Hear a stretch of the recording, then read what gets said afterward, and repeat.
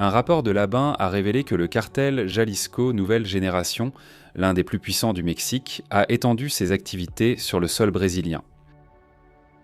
Cette alerte a suscité l'inquiétude des forces de sécurité nationales, qui craignent une action coordonnée de criminels lourdement armés dans différentes régions du Brésil.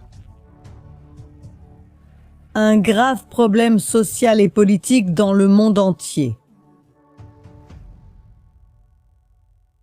Nous parlons de factions et de mafias.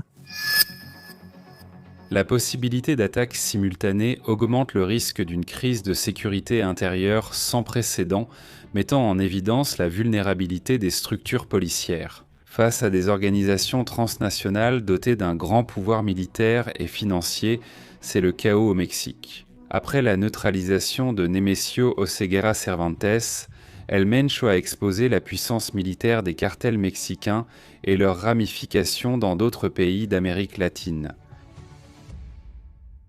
Malgré cela, le gouvernement brésilien actuel n'a pas montré une préoccupation proportionnelle au risque d'une crise nationale de sécurité. Cette attitude a suscité des critiques de la part des spécialistes qui ont souligné la nécessité urgente de renforcer le renseignement et la coopération internationale afin d'éviter que le Brésil ne devienne le théâtre d'affrontements similaires à ceux qui ravagent déjà le Mexique. Soyez les bienvenus à Vie à la caserne.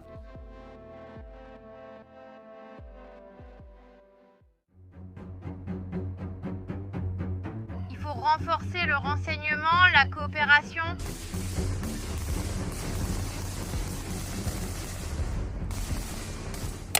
Les cartels mexicains fonctionnent comme des organisations criminelles hautement structurées, avec des hiérarchies internes similaires à celles des groupes paramilitaires. Ils contrôlent les routes de trafic de drogue, d'armes et de personnes, utilisant une violence extrême pour maintenir leur domination territoriale. Leur puissance militaire est notoire. Ils possèdent des arsenaux comparables à ceux des forces militaires, y compris des fusils d'assaut, des mitrailleuses et des véhicules blindés. De plus, ils disposent de réseaux d'informateurs et de leur propre système de communication, ce qui leur assure la capacité d'affronter aussi bien des rivaux que les forces de police. Le cartel Jalisco Nouvelle Génération, par exemple, est considéré comme l'un des plus violents et expansifs, s'étant imposé comme l'une des plus grandes menaces au Mexique et au-delà.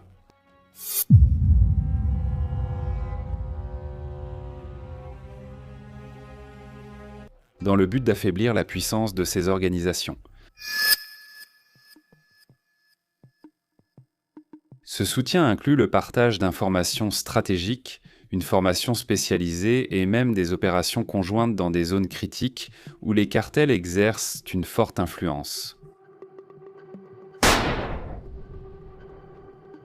Au Brésil, la lutte contre les organisations criminelles internationales est principalement dirigée par la police fédérale, qui mène des opérations de répression contre le trafic de drogue, le blanchiment d'argent et les crimes transnationaux.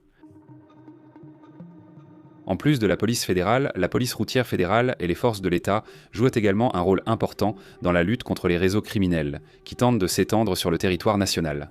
Professionnel.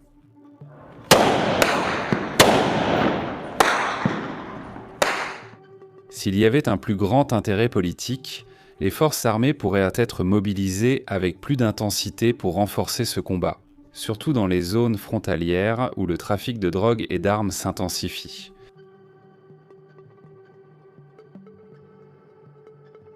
Le rôle des forces armées dans la lutte contre l'opération des cartels au Brésil serait crucial et déterminant, puisqu'elles disposent d'une capacité logistique, d'une puissance de feu et d'une présence stratégique dans les régions sensibles. Cependant, leur intervention dépend d'une décision politique claire qui n'a pas encore été prise. Sans ce repositionnement, le Brésil risque de voir des factions locales s'articuler avec des cartels internationaux, ce qui augmenterait le défi de la sécurité publique et exigerait une réponse plus robuste et intégrée entre les différents organes de défense et de renseignement. Si l'ABIN, qui est un organe de renseignement chargé de conseiller directement le président de la République, a produit un rapport indiquant la présence de cartels mexicains sur le sol brésilien, le minimum attendu serait la création immédiate d'une task force nationale. Cette structure devrait regrouper la police fédérale, les forces armées, la recette fédérale, le ministère de la Justice et les organismes d'État, dans le but de limiter et de contenir l'expansion de ces organisations, les organisations criminelles. La population du Mexique a traversé une journée de panique après la capture et la mort par les forces de sécurité du trafiquant le plus recherché du pays, Nemesio El Mencho. Les criminels ont réagi et ont semé le chaos avec des barricades, des incendies et des attaques dans plusieurs régions. L'absence de mesures concrètes de la part du président de la République jusqu'à présent expose une vulnérabilité dangereuse, car l'avancée des réseaux internationaux au Brésil peut compromettre la sécurité publique et la souveraineté nationale.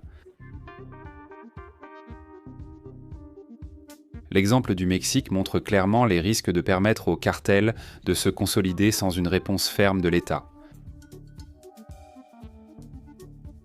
Après des années de tolérance et de manque d'action coordonnée, le pays fait aujourd'hui face à un scénario de violence extrême, avec des cartels lourdement armés défiant les propres forces militaires.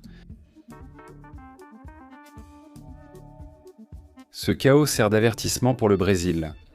Ignorer les signes d'expansion de ces organisations, c'est leur laisser la place pour devenir les principaux acteurs du crime organisé sur le territoire national, avec un pouvoir d'influence sur des communautés entières et même sur des institutions.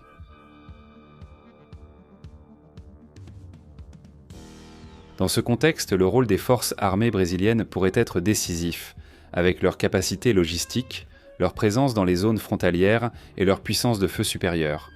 Elles auraient la capacité d'agir conjointement avec les organismes de police pour contenir l'avancée de ces réseaux criminels. Cependant, cette mobilisation dépend de la volonté politique et d'une stratégie nationale de sécurité, qui reconnaissent le risque réel d'infiltration des cartels internationaux. Ce week-end, nous lancerons notre analyse privée pour l'électeur stratégique 2026. Un contenu exclusif et unique qui fera de vous un stratège avisé et non simplement un électeur traité comme une masse manipulée. Laissez un like, abonnez-vous et regardez l'une des vidéos qui s'affiche sur votre écran. En avant, combattants, à la prochaine!